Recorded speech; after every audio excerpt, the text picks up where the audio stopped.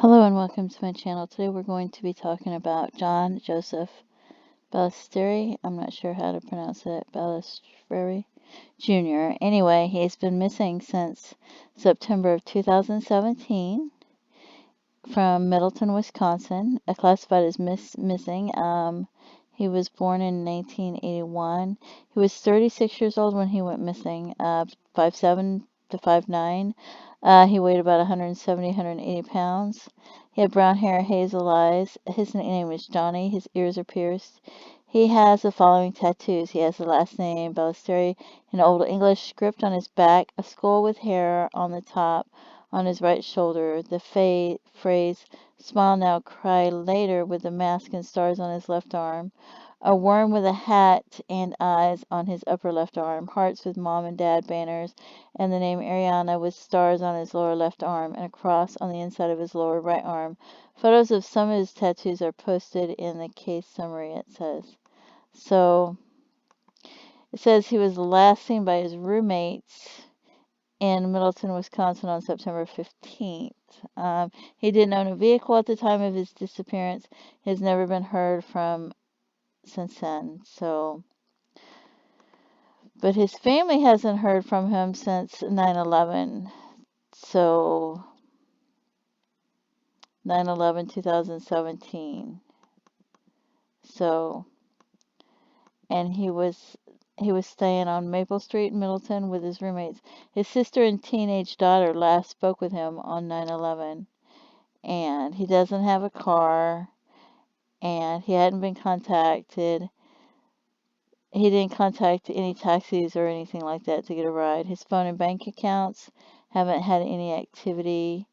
He has made no contact with employers. So the investigators, they don't think he's alive anymore based on their investigation. His family says it's not like him to leave town without contacting the family. He was very close to his sister and his teenage daughter, Arianna, and was making plans to move back in with his sister. So, I don't know, that sounds a little suspicious. So they're not giving up and continue to search and hope for someone to come forward with information. Somebody might think what they know isn't a big deal, but it could be very well a big deal. It could fit into a little piece of the puzzle that they're searching for, his sister said.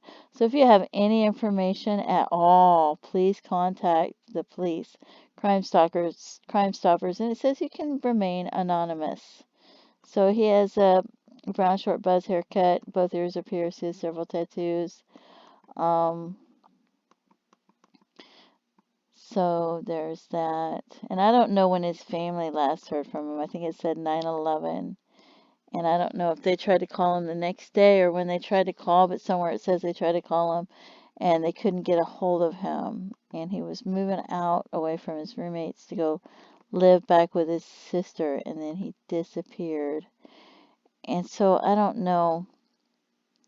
I think they found a John Doe somewhere on September 11th, but I think it was like forever away, so I don't think it could have been him. So,